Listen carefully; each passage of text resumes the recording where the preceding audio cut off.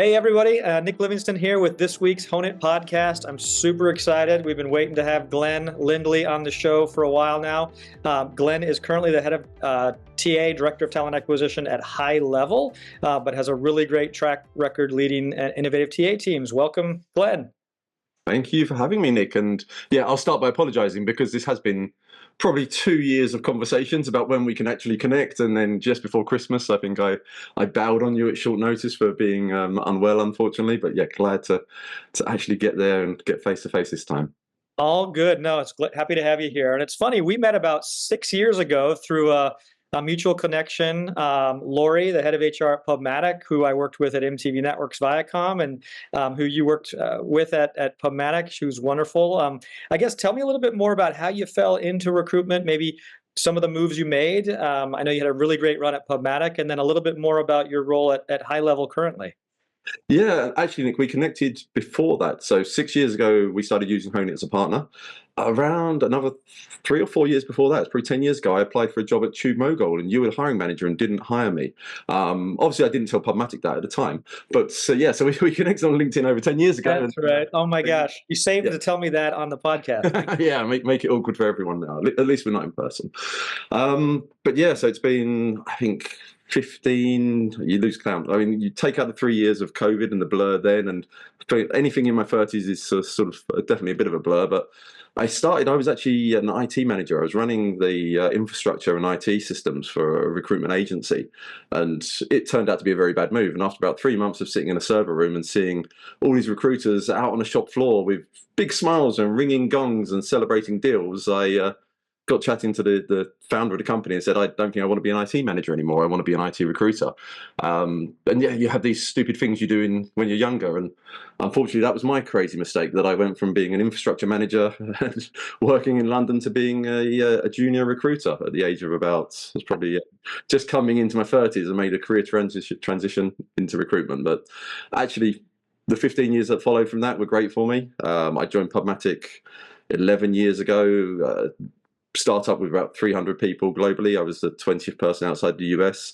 Grew Pubmatic joined at 300. We then had a little bit of a reorg, went to about 250, and I then took over recruitment and got us back to about 1,250 over the next sort of 6 and 7 years, and took us public. I mean, at one point I think I did a calculation of the 900 people that were there when we went public. I'd personally hired 400 of them, and my team had hired a majority of the rest. There were a few that started before me, but so yeah, it was great growth. And then back in December, I decided time for something new and joined HighLevel. So it's director of TA, overseeing. I mean, I didn't really know what hypergrowth was until I joined HighLevel, and we're kicking out like 100 offers. Like for a 1,200 person company, we're hiring 100 people a month at the moment, and expecting to end the year at sort of around 2,000. So wow. It's been a big change, interesting time, managing a team in India, hiring people sort of in India and the Philippines. So it's been a crazy last 2 or 3 months working Indian shifts. I was going to say, that's why we haven't been able to get a hold of you. So yeah, I'm starting work at about 4 a.m. at the moment, and working through till sort of 10 a.m. back-to-back calls, and then I get a load of downtime during the day, and then back online in the evenings for calls with the Philippines. And yeah, it's been a crazy few months, but also because Pubmatic was also global in nature, but this sounds like, hypergrowth is a whole nother. Yeah, Pubmatic was global, but it was Pubmatic. We had, I think, we got 14 offices across 12 different countries, and outside of India, there was a lot of smaller satellite sales offices, and I was managing sort of all of our global recruitment. So I got exposure to Japan and Singapore and Sydney, and launched offices in Germany and Sweden and France. So. But this is very, very different. The whole hypergrowth and just finding people quickly. We run group discussions, which is something completely new to me. We'll bring like 30 candidates onto a Zoom call, and we'll break out into smaller meeting rooms and run these mass assessments. And it's a lot of new stuff. So it's interesting. Well, good learning. I wanted to celebrate you, and talk a little bit about the theme today. I think could be like recruitment transformation, innovation. I've enjoyed working with you. You've been ahead of your time when it comes to using new technology to streamline the recruitment and hiring process. And I'm excited to talk with you about your TA Techscapes, We're going to spend some time on that today. Glenn has put together a remarkable resource for TA leaders on all of the different tools and technologies out there for recruiters and talent acquisition teams, as well as another map or ecoscape for candidates and job seekers. So we're going to definitely dive into that and spend some time on that today. But I think initially we could structure this a bit about like competitive advantage and innovation and transformation and recruitment. And there's a lot of ways recruiting teams or TA teams can have a competitive recruiting advantage, right? Sometimes you've got a great logo or brand that candidates might recognize and respond to. Sometimes word on the street is you pay great salaries and candidates know that, so they're excited to take your call. And then there's maybe great recruiters on your team who are really good at engaging with candidates, having good conversations, playing matchmaker, right? And matching those candidates with the right opportunities in the company. But then we also have the toolkits and the technology that help us do our jobs better. Again, we'll focus a bit on that today. But I did want to celebrate Glenn as someone who we've been working with for 5 or 6 years now with Honeit, who has really been pushing the edge and not only just talking about innovation, but actually doing it and using innovative tools. So congratulations. Thank you.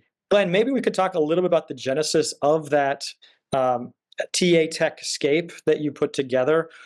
Kind of where did that come from? It looked like a lot of work, and maybe you could unpack maybe how I got going and what led to that. Yeah, so it kind of started with Honeit, interestingly, and it's probably about 6-7 months ago. We were evaluating ATSs, and then I started evaluating just all tech tools, and I was keeping a spreadsheet that was kind of listing the ATSs that we were considering and we've been looking into. And then I started looking at interview intelligence, and I was totally happy with Honeit, but I was also looking at what platforms, if we changed ATS, some platforms have technology built in, some platforms need integration. So I was kind of looking at what tools would work with what platform, and it was all in an Excel spreadsheet. And I'd been trying to become a content creator on LinkedIn and failing miserably. I'd been putting loads of research into AI tools and how to use LLMs and trying to post interesting content. And it would get like 10 likes and a couple of hundred views. And then I posted on LinkedIn just a very small snippet of what became a TA Techscape. And it was like 10 companies in a box. It was like 10 interview intelligence platforms. There was Honeit in the middle because they were who I knew, and then there were 5 or 6 sort of just other logos around them. And I was like, hey, who else should I be looking at? I put it to LinkedIn, like, these are the companies that I know of.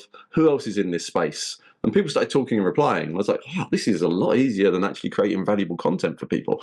And so I carried on. Crowdsourcing some of the other. Yeah, crowdsourcing ideas as to what companies should be on here. And then a few weeks later, I posted the next one. It was like, okay, so who are the AI search platforms? These are the ones I know of. These are the ones I've tested and used. And like, I've been a big Findem user for many years, and like, can't say enough great things about Findem for sourcing. It's just the level, I think they call it their 3D data, but the level of search parameters and the configuration as to what you're trying to find is incredible. But again, I thought just telling everyone in the world, hey, you should buy Findem, that's not really that interesting or fair on people. So it's like, hey, I use Findem. What else should I be looking at? Who are the platforms you use, and what are the reasons you use them? So it went from kind of this interview intelligence diagram to interview intelligence and ATSs and search platforms. And then it was like, hey, more people are liking and sharing my content. Let's add sourcing tools, and let's add market intelligence, and let's sort of keep adding sections. And yeah, it was crazy. It went from probably 10 logos to 20 logos to 20 different boxes of logos each. And I think the last revision, you're going to share it, the last revision, I think we were up to 400. The last couple of months since joining HighLevel has been a crazy busy time for me. So there's a new release coming very soon, but I think we're up to about 450 companies, and I've got a couple of other boxes to be adding. I think next up is what's called offer letters. So there's various platforms looked at for producing these interactive and graphical offer letters, and graduate and intern hiring. And so there's a few more boxes, and so I've got to kind of reshape and squeeze things in a little bit and add some more content. And as I say, it's funny to me because yeah, my main skill involved in producing this was Googling companies' names and copying and pasting into PowerPoint. So it wasn't really a unique skill that no one else could do, but it seemed to be popular, and it's been a lot of fun making. So I've carried on going. Well, kudos to you. I mean, it's probably getting to be a pretty heavy file size now with all of these logos and a few more boxes. But when we look at this, it's interesting because I know you and I have used these kind of similar tools for ad tech, right? There's maps of the highly technical marketing technology landscapes, or the sales technology landscapes, or the advertising technology landscapes, to kind of give people that view of how much tech and how much innovation is happening. So fun to see that in HR tech, or even specifically TA tech and recruiting tech, that there's this, each of these companies is adding competitive advantage, right, in some place of that recruiter's workflow, whether it's, again, from left to right, if you think about the headcount planning, the beginning stages of the recruiting or hiring process, to your point about offer letters or background checks. And if you can improve any of those steps, make them better, make them faster, make them easier, right, at the end of the day, that all leads to competitive advantage for a recruiter to be able to attract the right people and get the right people through the process faster. So super exciting. Which of these what were either new categories that you maybe created? Because I think you created some new categories here, which I think were well needed. Any kind of key learnings or surprises as you've been doing this? Overlap across? Yeah, I think key learnings would be to anticipate and plan for how big the map will get, because I built these boxes and suddenly I need to add more boxes. And I'm pleased you noticed that it is meant to read from left to right, but actually recruitment technology, and that's why applicant tracking systems kind of sit across the top now, because recruitment technology isn't necessarily a kind of a left to right process. So yeah, headcount planning, job descriptions, and brand and marketing being on sort of one side, and then moving across the map and going to reporting analytics, background checks, and you mentioned new areas. So offer letters or interactive offer letters, and it's trying to figure out things like that, because like interactive offer letters, should that actually be its own category, or should that be a part of market intelligence and market mapping? Because actually the companies that make interactive offer letters are people like Pave and I think Ravio, there are a couple of others that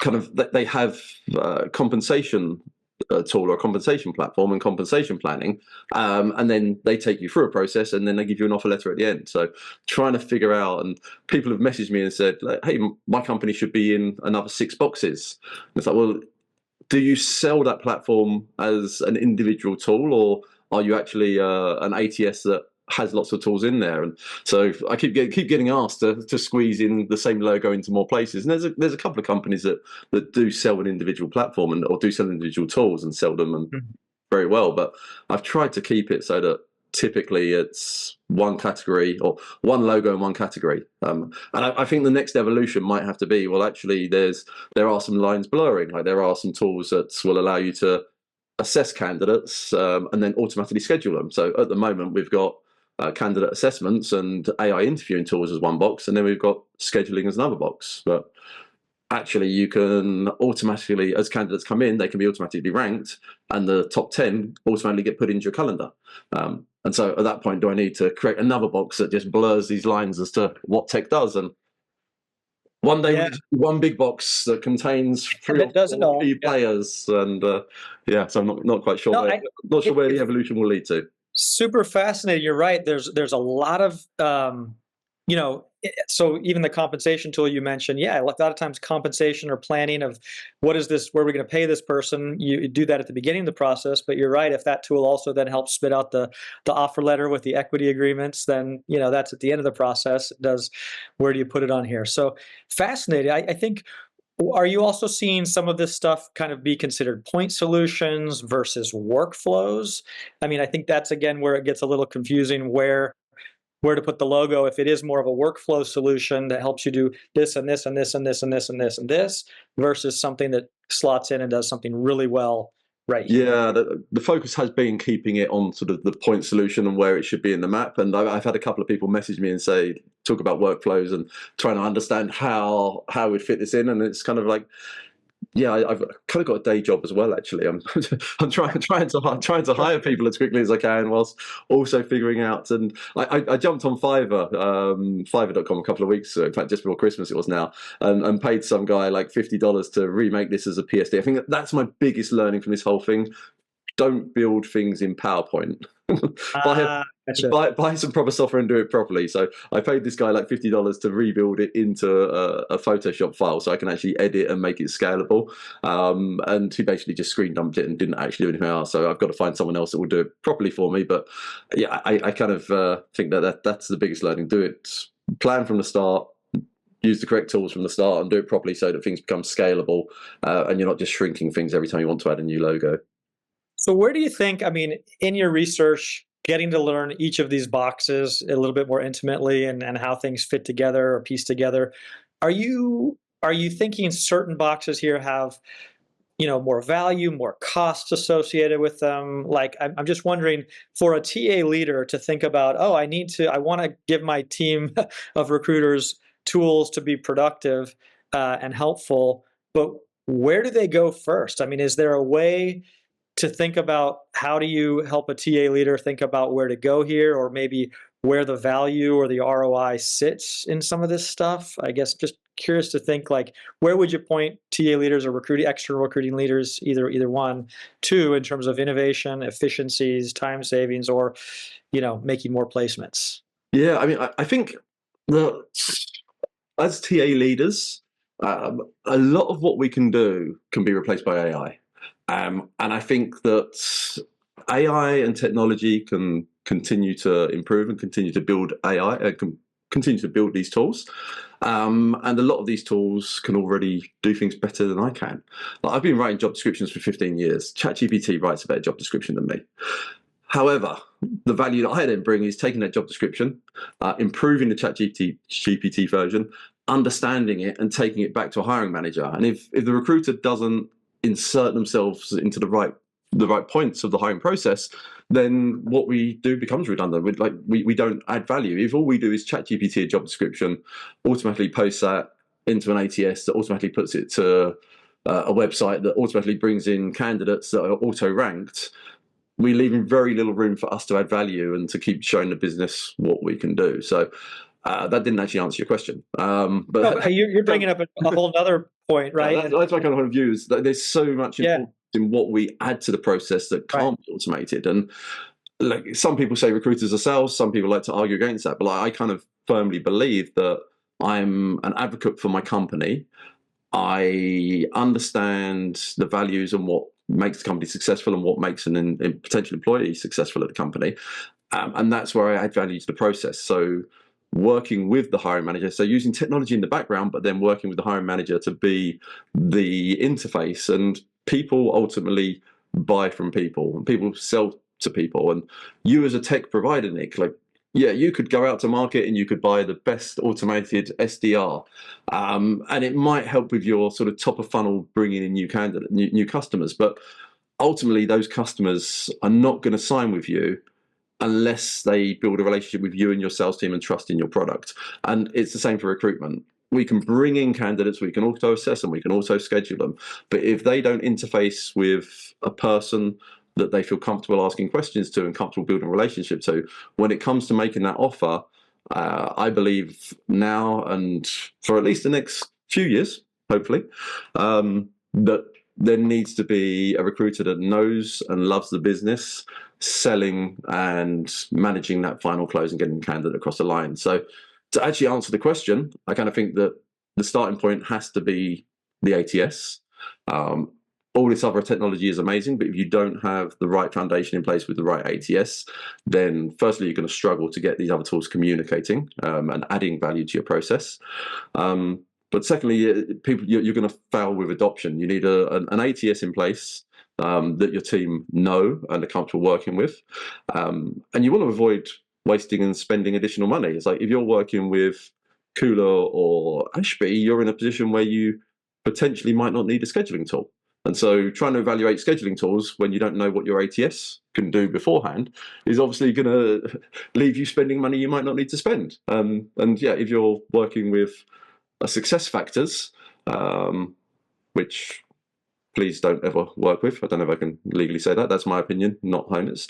But if you're working with SAP success factors and suddenly you find that there are no integration options. You can only work with certain companies. And it's great. You go out and assess all these tools and you want to bring in AI scheduling and automated interviews, and actually there's no integration. So you're suddenly running 2 or 3 systems that are all completely standalone, and you're wasting so much time copying and pasting information in that suddenly like, the technology stops being adopted and your team won't use it. It doesn't matter that you're paying 50 grand a year for some kind of scheduling tool. If the schedule doesn't synchronize with your ATS correctly, then your recruiters are going to fall back on manually doing things in Outlook or manually doing things in Gmail. So from my point of view, it's kind of get the ATS in place, get adoption on your ATS, and make sure your team are comfortable using it.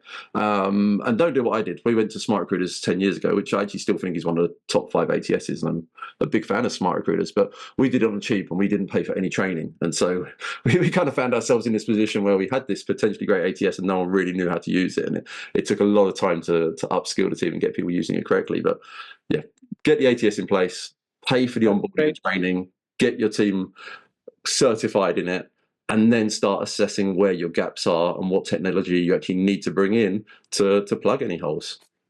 Wonderful advice. Yeah, I did a post the other day about all of the humans in the hiring process and the recruiting process, and a lot of people talk about replacing the recruiter. I was like, well, there's still a lot of people involved, and it's like almost looks like an enterprise sales process if you think about all the different touch points it takes to get the candidate through the gauntlet of people and finance and HR and offers and approve. It's like that recruiter, the role of the recruiter, to your point, it's all of those human things that you're doing to get project manage, attention to detail, following up with people, getting feedback from this person, all of that stuff to get this giant team to consensus, to say yes to this candidate. So I love that. Nick, I stole it from you completely. Yeah, that wasn't my original fault. That was seeing your post talking about people selling to people. But also, I don't know if you've ever come across a company called WeCP. They're We Create Problems, a testing platform that are really kind of, I'd say, cutting edge on the whole AI fraud and helping recruiters to combat to combat these sort of fake profiles and fake applicants. And I was chatting to their founder Abhishek at Transform HR, and yeah, he was like just telling me all about it's AI. We can build these tools very quickly and very efficiently, but he still has to have the best salespeople selling it, and he has to have that relationship. And yeah, it's so important that you have to have people. Every process needs people selling to people or people building relationships with people. And I love that. You just brought up a great transition here. So everybody, the other thing that Glenn put together once he's seen so much success putting together this TA Techscape is that now there's not equally, but a lot of technology happening to, let me change slides, to give candidates and job seekers access to tools and AI and technology to improve or streamline or accelerate their job application process, to help them with interviews, to help them with cover letters, to help them with resumes, to help them with offer negotiation. Glenn, maybe you could unpack some of the key categories here, and how did you start to think about and go after all of these candidate and job seeker AI tools? Definitely, it was probably people started getting bored of my first slide, so I needed to create something new. No, actually, it was I started looking for a job and I started investigating the tools myself. So yeah, the original TA Tech slide came from investigating technology to help my hiring process, and this came from it was time to start looking for a new role. So I started looking at the tools, and as I look at this on screen, I can see so much white space. So I'm definitely thinking I need smaller boxes, bigger logos, or more logos added in there, but. I find it's from the recruiter's perspective rather than the candidates. Like when I look at this, and it's like there's so much awesome technology to help people find jobs, and like AI mock interviews are fantastic. You can go in and an AI bot will interview you and will give you feedback, and then interview co-pilots that use the same technology to trick people like me and get people that don't deserve jobs working for the companies I work for. I just find it fascinating that there's so much great technology out there, and these tools that are really designed to help people find work or to learn, develop, and get the skills they need.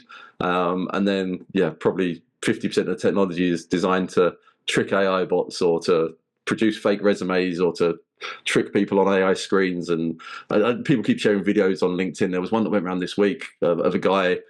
Like sorry, sidebar. I've experienced an interview where there was a person like me sitting on camera speaking, but then there was a friend in the room that was actually standing behind the camera and doing the talking, and the person on camera was just kind of lip syncing, their mouth going like up a and down. delay, like a little bit of a delay. And the person standing behind the camera was answering. And then someone posted on LinkedIn this week, I saw, and it was like a video of, so the technical expert was in the chair and they were using an AI tool to, I think they were morphing the face of the candidate onto it. So day one, when you turn up, the candidate that's on screen is the person. And the interviewer was like, okay, I'm going to need you to put your hand in front of your face. I want to see what happens.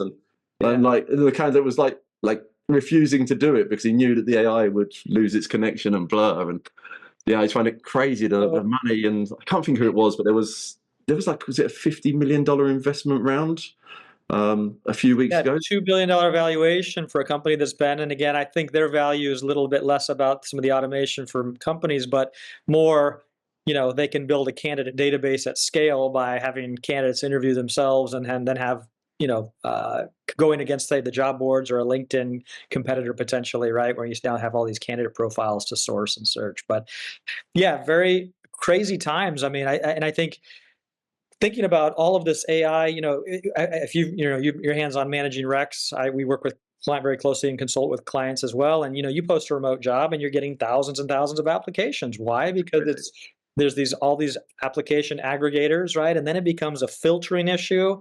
And then, the resumes all look great. The cover letters all look great. I remember when I was at MTV Networks Viacom, I had in the office, I had a stack of all the recent MBA books from the top 8 business schools, MBA, Harvard's and Stanford. And, it's like incredible candidates were in those binders, right? And I'd open up one, but every single candidate was so amazing, but every resume looked exactly the same that it wasn't helpful. I didn't even know who to reach out to in that binder, of all those amazing Harvard MBAs. I worry that's the kind of the new challenge at scale that any recruiter has when they're reviewing applicants. It's like the cover letter's great, the resume looks great. And then now, even if you do a phone screen or an interview, you're getting great answers, whether it's thoughts from the candidate or if it's prompts from one of these tools during that live call or a live video call. Yeah, definitely. I think that is a big investment area for TA Tech leaders to figure out who can help them spot the fakes, spot the frauds. And I've seen I've evaluated several tools recently that are ranking inbound candidates, and I've suggested to a few of them that the tool I really need you to build on top of this is some kind of trust score. So take the resume that's applied, go out and match it automatically to the LinkedIn profile and to the GitHub repository and various other issues and various other sources, and come back and tell me, like, does the resume that I'm matching that I'm looking at match with the publicly available data, or has this person just put my job description and their resume into GPT and said, tailor my resume to get me this job? And so, yeah, just a little, and I'm sure someone's got it, I just haven't seen it in the last couple of demos, but just a trust score that says this is authentic resume. Even if it's scanning, and I fully expect, I put my resume through ChatGPT, so I fully expect people to run their resume through the programs, but I don't expect them to write specifically for the job I'm advertising. So even if it's just ranking and saying, 99% of this content was written by a large language model, that's useful for me to know. I don't mind if it says 30% of this was written by a large language model, because then I'm like, okay, that's probably the same as mine. I wrote it and then I improved it. But knowing that an entire resume has been completely adapted for your specific job and being able to match that to external data, I think that will be really valuable for recruiters going forward. So authentication, validation, verification, some of those words that, typically happen at the end of the process. We talked about background checks, right? And validating someone did go to the school they said they did and did work at the places they said they did. Like, will we not start needing to doing that kind of earlier in the application process? The other thing I wanted to share is, like, with this issue of filtering or screening out, because there's so many high volume applications, what used to happen, back in the simple days of technology, you'd have pre-screening questions on a job, right? Things like, are you authorized to work in the United States? Do you have, if you're a QA automation engineer, do you have experience with Selenium, right? You add 5 or 6 of these pre-screening questions. Some could be knockout questions for a given role. And then, of the 1,000 people that applied, some people just aren't authorized to work in the States, won't work on site 3 days a week in the location of the, right? So, but I feel like a lot of even ATS systems have gotten rid of some of those pre-screening questions on jobs, or the easy apply button on LinkedIn, right? Because you don't want to lose the candidate. But then we're finding ourselves in this filtering or screening challenge. What do you think on? Is there a way to go back to the basics on some of that stuff, or do you think that'll be like an AI solution for some of this stuff? There's already AI solutions, obviously, for filtering that inbound, but I agree. We still use application questions. Are you authorized to work in the US? Do you have these particular skills? But firstly, some people lie and they click the button regardless, just to make more work for me.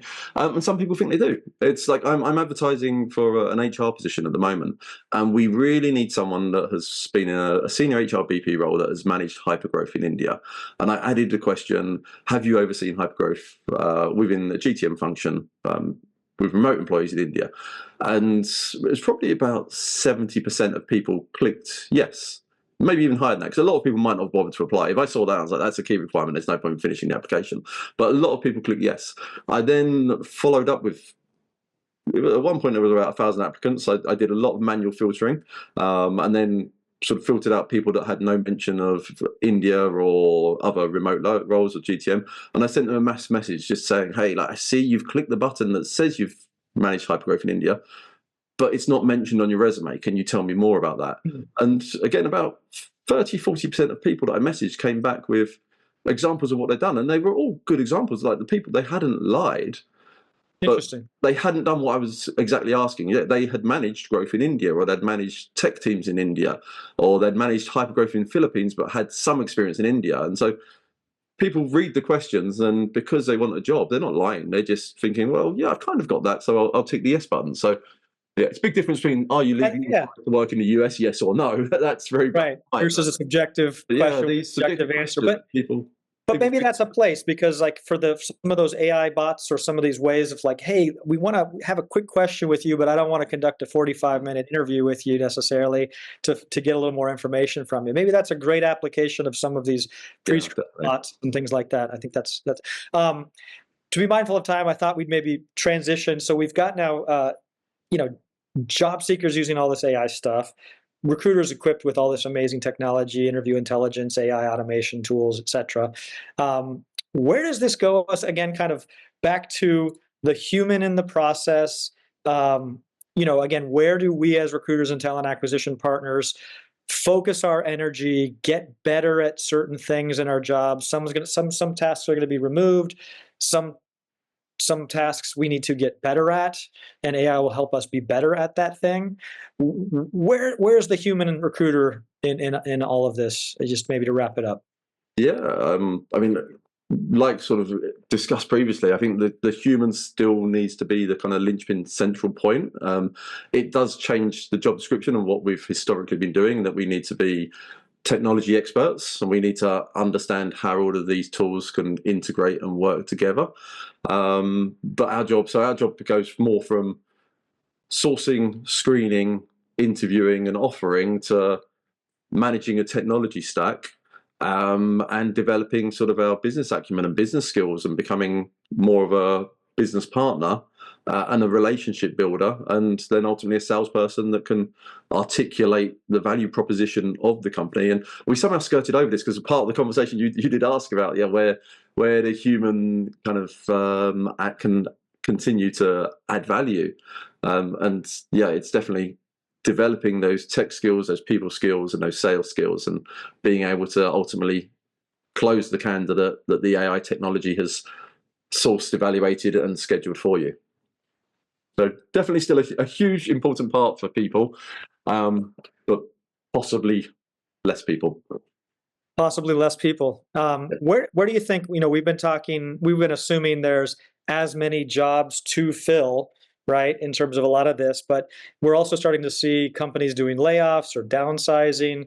What are your thoughts on some of the tools we're seeing in HR? There's similar technologies for that of marketing people or finance people or accounting people. I mean, every function in a business is probably being impacted through some of this stuff.